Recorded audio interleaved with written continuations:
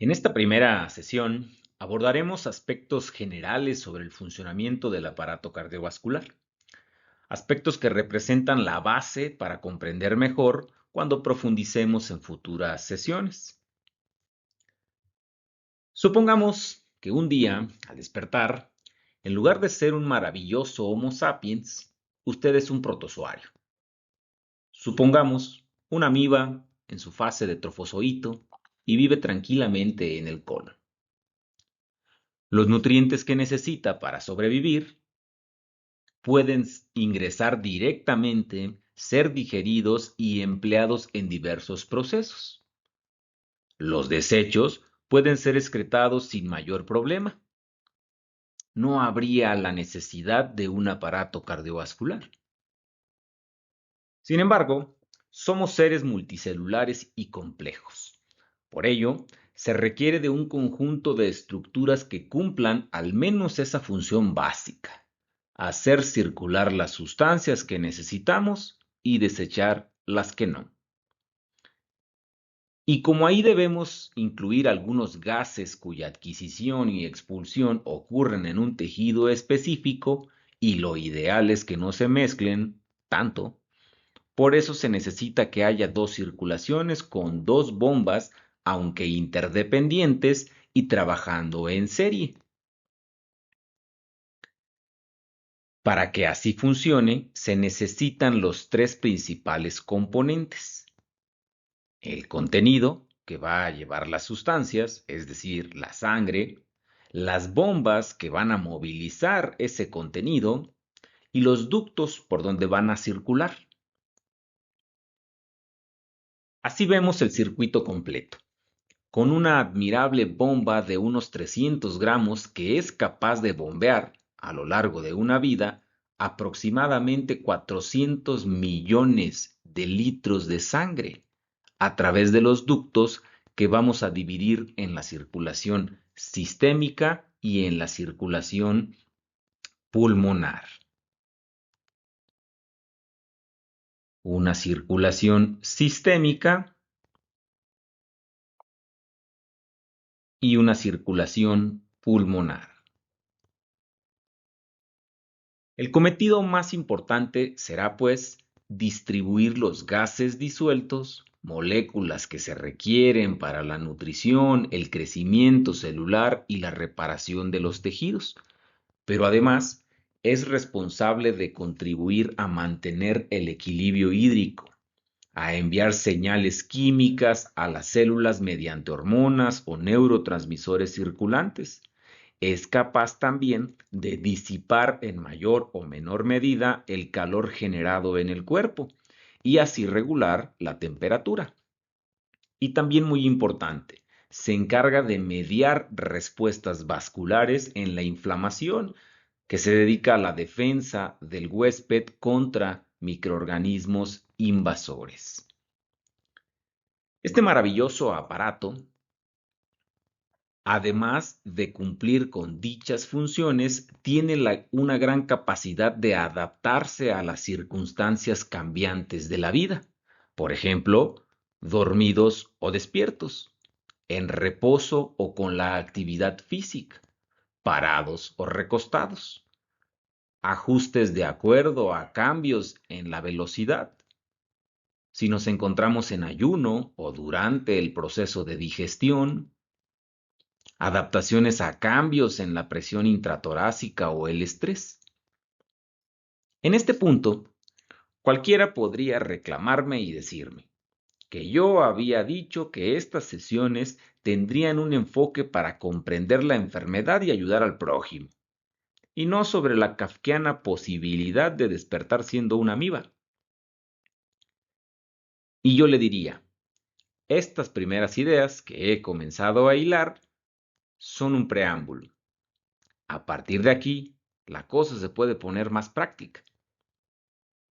Por ejemplo, en esto que recién mencioné, como veremos en sesiones posteriores, lo fisiológico es que durante el sueño haya una disminución de la presión arterial del 10 al 20%. Y cuando se pierde esta capacidad de adaptación, se puede desarrollar un fenotipo de hipertensión arterial sistémica llamado hipertensión nocturna. El paciente puede tener cifras de presión arterial dentro de lo esperado durante el día y por la noche no disminuye como se espera o incluso aumenta. Otro ejemplo es la cantidad de sangre que expulsa el corazón cada minuto, que aproximadamente es de 5 litros en reposo, pero que puede adaptarse durante el ejercicio y fácilmente llegar a 25 litros por minuto de manera fisiológica. Por eso, en enfermedades como las valvulopatías, donde se afecta esta capacidad, suelen manifestarse inicialmente solo durante el ejercicio y conforme progresan, pueden llegar a ser incluso en reposo. Otro ejemplo, al pasar de una posición de decúbito a bipedestación, es decir, parado, por efecto de la gravedad disminuye la presión con la que llega la sangre al cerebro, pero el aparato cardiovascular tiene mecanismos en los que después vamos a profundizar que hacen que esa disminución de la presión no afecte el funcionamiento en el encéfalo.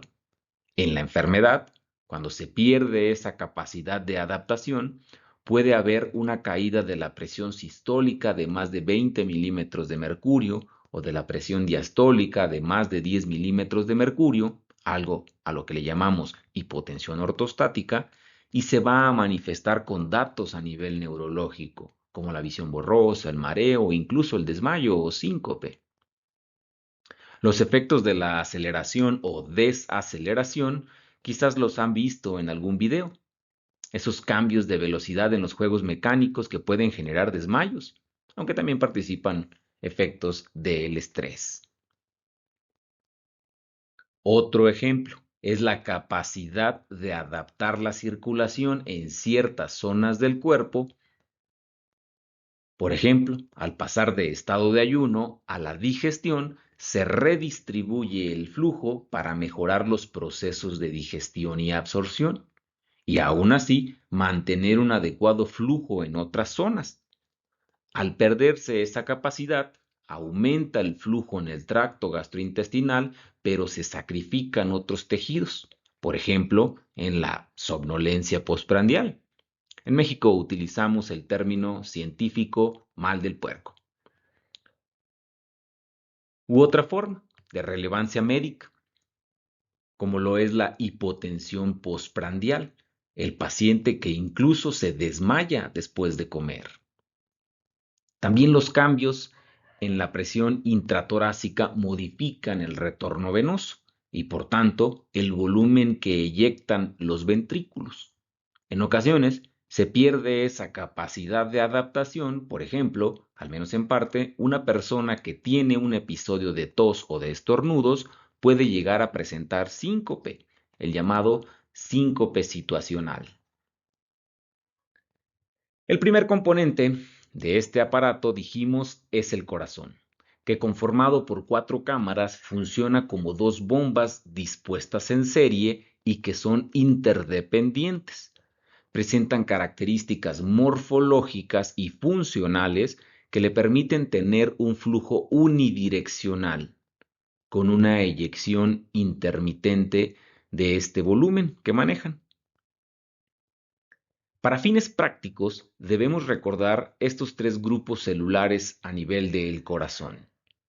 El primero, las llamadas células marcapasos, células que al tener un menor umbral, funcionan como una fuente de impulsos, generan una descarga eléctrica que pasa a las siguientes células. Pasa a las siguientes células gracias a estas células que son células de conducción, que funcionan como un cableado. Reciben el impulso y lo transmiten a la siguiente célula. Conducen pues esta descarga eléctrica.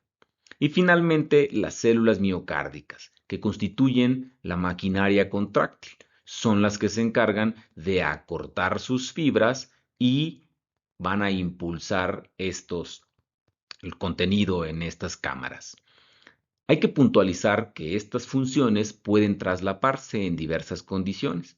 Por ejemplo, las células de conducción pueden llegar a ser células de marcapasos, o las células miocárdicas cumplen funciones de conducción y, aunque poco efectivo, pueden funcionar como un marcapasos. Estos grupos celulares le dan al corazón unas clásicas propiedades, aunque no son las únicas, sí las más importantes, y las recordamos con el acrónimo CERCA. La primera C es de contractilidad o inotropismo, la capacidad de acortar la distancia de sus fibras para empujar el volumen. La E de excitabilidad o batmotropismo, es decir, de responder a cambios en el voltaje de una célula cercana. La R de relajación o lucitropismo, es decir, después de contraerse, de acortar sus distancias, entonces ahora regresan a un estado de reposo, de relajación.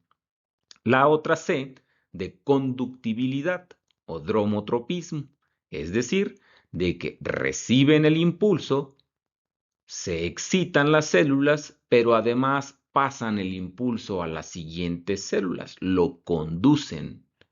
Y finalmente la A de automatismo. Decíamos, las células que funcionan como marcapasos, capaces de por sí solas generar un impulso eléctrico. El segundo componente es el contenido, es decir, la sangre, que a su vez está conformada por el plasma en un porcentaje de 55% aproximadamente. Este plasma, a su vez, en su mayor parte es agua, 92%. El segundo componente de este plasma son las proteínas y el restante 1% son otros solutos.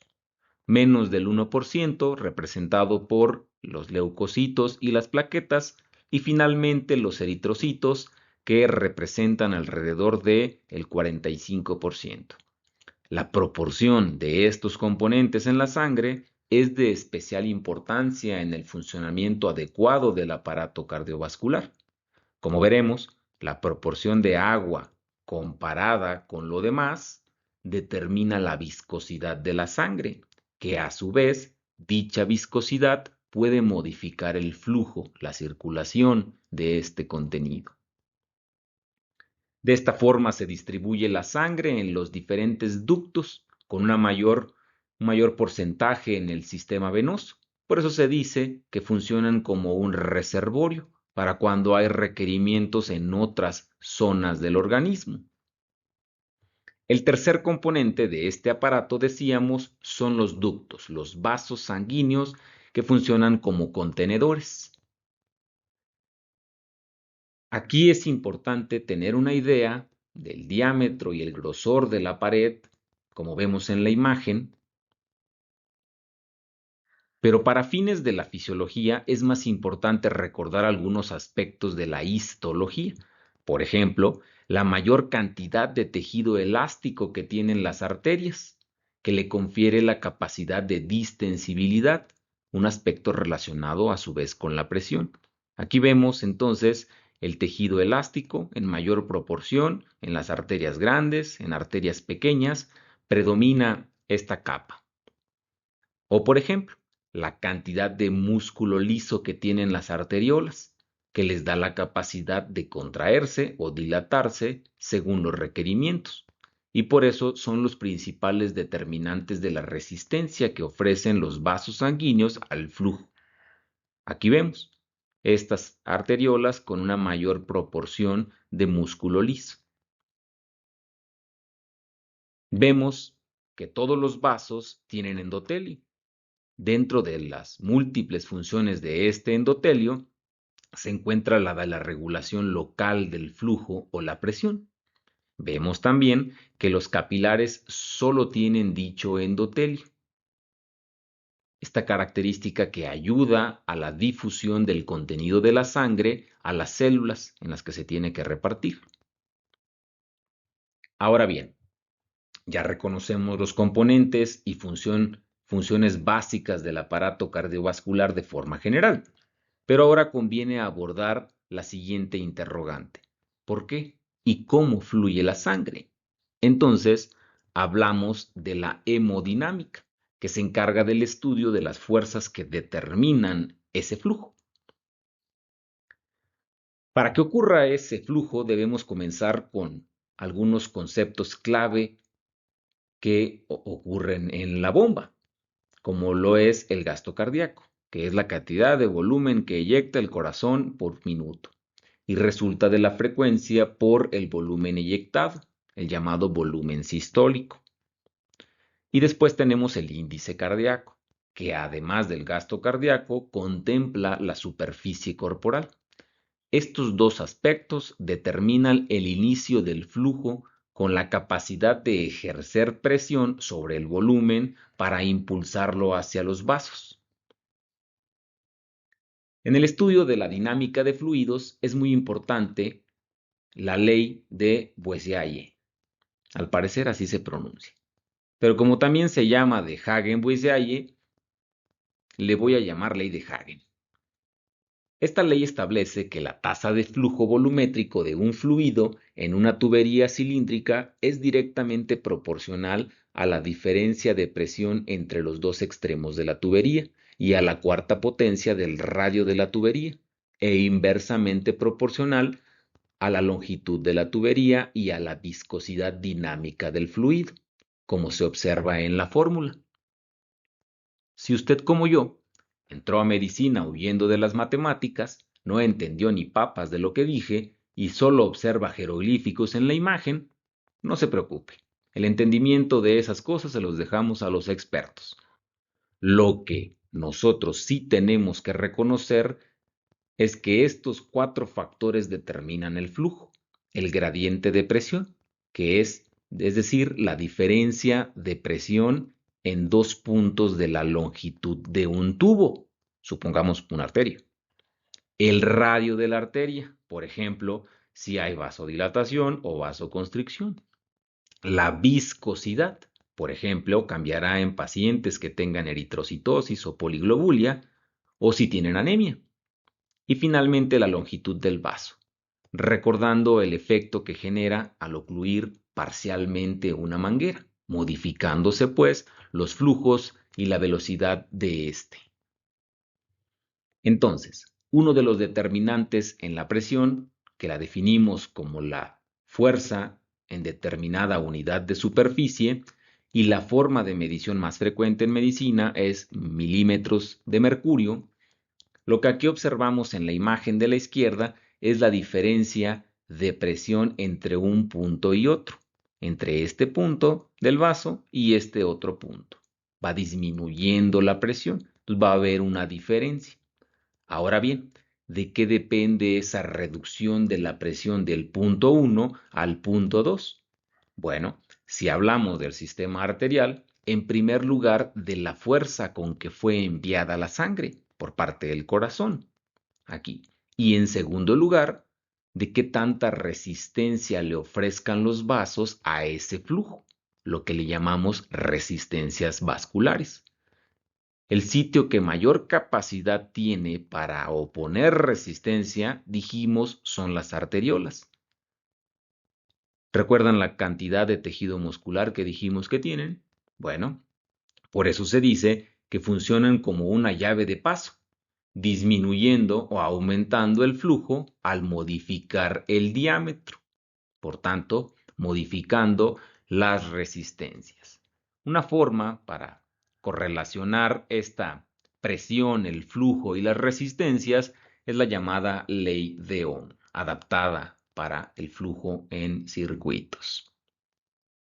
Esta distribución, pues decíamos, de las resistencias va a predominar a nivel de las arteriolas por esa capacidad de contraerse y dilatarse, y en segundo lugar las pequeñas arterias por la cantidad de músculo liso, y finalmente los capilares por el diámetro que tienen van a tener pues la capacidad de ofrecer mayor resistencia.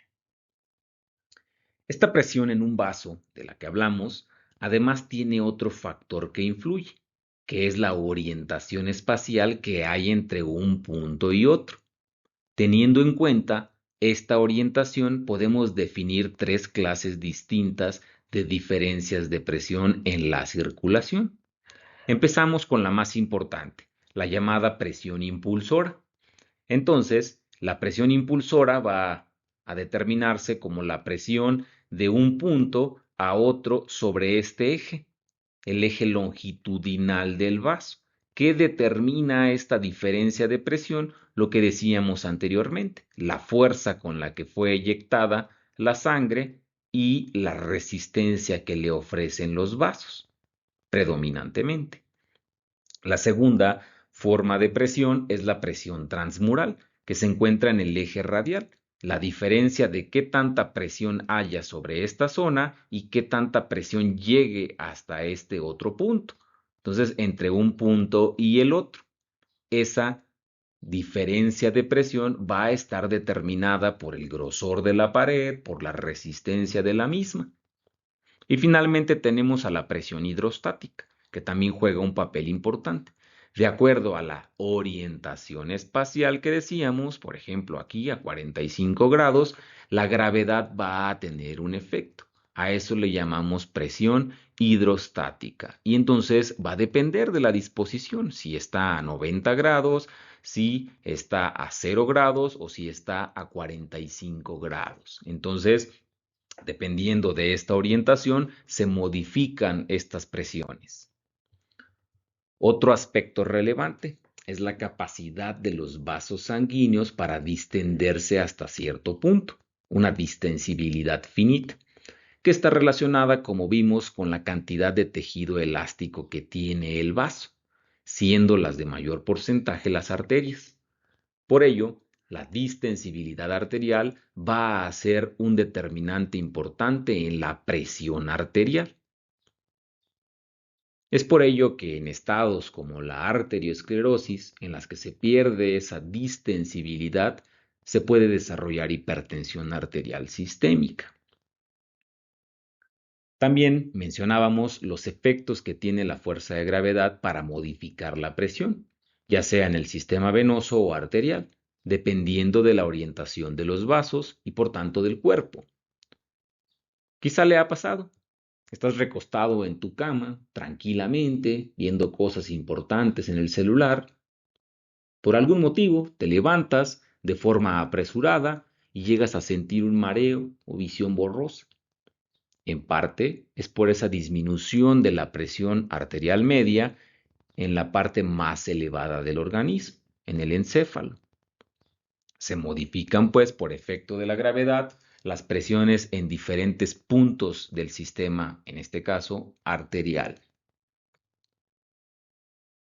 Mencionábamos también que las características de la sangre la vuelven un fluido viscoso y en estos se tiene un flujo laminar, donde los elementos más densos circulan en el centro y los elementos menos densos en la periferia.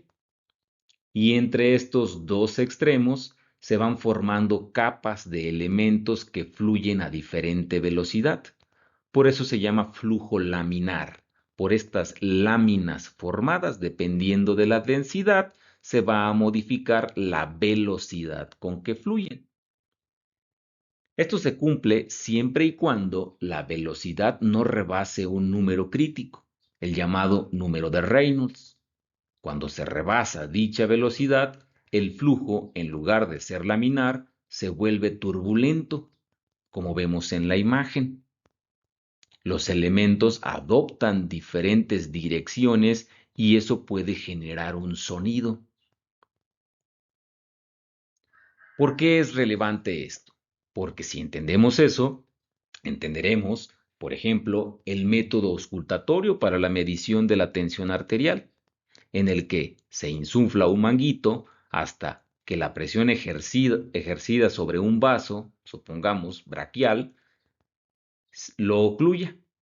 Después se desinfla gradualmente y cuando la máxima presión ejercida, la sistólica, por fin logra pasar parcialmente, lo hace a una gran velocidad, que genera un flujo turbulento que condiciona los fenómenos acústicos que conocemos como ruidos de Korotkov, hasta que finalmente la circulación se restablece por completo y el flujo vuelve a ser laminar, sin generar sonidos. Y así podemos encontrar algunos otros ejemplos, como el soplo que genera una arteria parcialmente ocluida, en una coartación aórtica o en una estenosis renal, o los soplos generados en una valvulopatía. Hablando de la presión arterial, es importante recordar que estos cambios o la suma de estas presiones van a generar algunos conceptos relevantes. Primero, la máxima presión que llega a las arterias, le llamamos presión sistólica. La mínima presión que llega a presentarse en las arterias le llamamos presión diastólica. La diferencia entre estas le llamamos presión diferencial o presión de pulso. Otro aspecto es la presión arterial media, como el nombre lo indica, es la media aritmética, es decir, el promedio de presión en las arterias durante el ciclo cardíaco. Estos fenómenos están determinados por el gasto cardíaco, que ya decíamos, la cantidad de volumen inyectada en un minuto, las resistencias periféricas, decíamos, la resistencia o impedancia que ofrecen los vasos sanguíneos, el volumen sistólico, que a su vez está relacionado con el gasto cardíaco, y también la distensibilidad arterial. Estos elementos son los que van a determinar, como veremos en las clases siguientes, cuando hablemos de regulación de la presión arterial, determinan estos fenómenos. Bien, entonces la máxima presión generada, presión sistólica, y como vemos, se genera una muesca llamada muesca dicrótica. Esta muesca está determinada porque al ir cayendo la presión puede aumentar un poco por el tejido elástico que tiene la aorta, en este caso, como lo vimos en la imagen. Otro aspecto importante es que esa capacidad de distensibilidad se puede ir modificando a lo largo de la vida. Tenemos pues las diferencias de presión en una edad temprana, se va modificando a lo largo de la distribución de las arterias por efecto de la gravedad, pero conforme avanza la edad puede presentarse este fenómeno que dijimos de arteriosclerosis y entonces va a haber una mayor elevación. Es por eso que estas formas de presentación, la llamada hipertensión sistólica aislada, suele presentarse con mayor frecuencia en el paciente geriátrico por estos mecanismos. Antes de que se vaya, ¿tiene usted un minuto para hablar del olvido? A veces motivo de bienestar, pero frecuentemente llega a ser motivo de aflicción. En reiteradas ocasiones se acercan conmigo y me dicen, es que yo sí estudio, pero casi todo lo que estudio se me olvida. Entonces yo procedo a estrechar su mano y decir, bienvenido al club. Somos más de 8.000 millones a los que nos ocurre. Y es que a casi todos nos pasa, pero se trata de que se nos olvide menos de lo más importante. Y sobre eso ya han escrito algunos expertos. Por ejemplo, este gran sabio que decía, espera, que aún la nave del olvido no ha partido. No condenemos al naufragio lo vivido. Pero un momento, yo no iba a hablar de la nave del olvido, era sobre la curva del olvido, a la que, aunque de forma menos romántica y enólica, le dedicó su vida el filósofo y psicólogo alemán Hermann Ebbinghaus. Para él, la pérdida de información es debida principalmente al poco uso dado a dicha información, con lo que la huella de memoria dejada en nuestro organismo se debilita y desvanece con el paso del tiempo, siendo así que para mañana, usted quizás solo sea capaz de recordar el 33% de la información que llegó a su mente hoy. Y ni hablar dentro de un mes. Entonces, ¿qué podemos hacer al respecto? Bueno, otro psicólogo, aunque canadiense, fue pionero en uno de los mecanismos que nos puede ayudar. Lleva su apellido. Principio de Ebb. Ese mecanismo es la iteración, el exponernos en repetidas ocasiones a un estímulo determinado genera cambios estructurales y funcionales en las neuronas que mejoran nuestra capacidad de mantener la información, algo que se le conoce como consolidación de la memoria, y también la capacidad de recuperar dicha información en la llamada eficiencia sináptica. En este proceso se vuelve más estable la información. Con el paso del tiempo, al exponernos a un refuerzo o actualización, ocurre otro fenómeno llamado reconsolidación, en el que la información puede volverse inestable temporalmente, pero solo en algunos casos. En la mayoría queda reforzada y vuelve a ser estable y ahora actualizada. El hipocampo parece ser el mediador de la reconsolidación. Ahora bien, esta exposición repetida a un determinado estímulo genera una huella de memoria más sólida si ocurre al principio de forma más frecuente y posteriormente más espaciada. Entonces, si hoy mucha de la información aquí revisada no quedó del todo clara y mañana solo recuerda el 33%, no se preocupe. Mañana voy a estar aquí. Presione play de nuevo y vamos a mejorar esa eficiencia sináptica para que esa corteza prefrontal nos ayude en un futuro.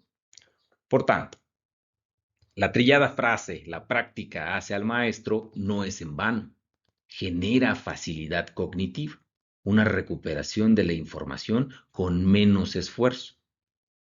Pero no solo eso, es muy probable que esa facilidad cognitiva sea capaz de estimular los centros de recompensa de su cerebro. Quizá a usted le habrá ocurrido en algo que se ha estudiado previamente. Por ejemplo, que mientras está en un examen y sale una pregunta que sí se sabe y que con facilidad puede responder, se genera una sonrisa en su rostro. ¿Por qué? ¿Por qué le sonríe a un inerte pedazo de papel? Usted podría pensar, caramba, esto puede ser esquizofrenia, debo ir al psiquiatra. Y no, bueno, no sé, yo no soy psiquiatra, pero es más probable que sean sus centros de recompensa liberando dopamina, por asociación con esa facilidad cognitiva. Por si fuese poco, también se ha visto que esa sensación de bienestar, ese buen humor, genera facilidad cognitiva, tornándose un círculo virtuoso. Por eso me va a escuchar de vez en cuando soltar un chascarrillo. No porque me sienta yo muy chistoso o un comediante, todo sea por el aprendizaje. Esta asociación también la suscribió el maestro Daniel Kahneman en el capítulo 5 de esta joya, que por si me lo preguntaran, es mi libro favorito. Como en aquella fábula de un ave que acostumbraba posarse sobre una delgada rama sin temor a caer. Sin temor a caer, no porque confiara en la rama, sino porque había practicado tanto que confiaba en sus alas. Aspiremos, pues, a que esa iteración y el esfuerzo constante fortalezcan las alas de su mente y así no haya que temer a que se rompa la frágil rama del olvido. Hablando de eso, yo no me olvido de agradecer por su atención y su tiempo, pero sobre todo por sus muestras de afecto y apoyo. Muchas gracias. Alexa, reproduce La nave del olvido de José José.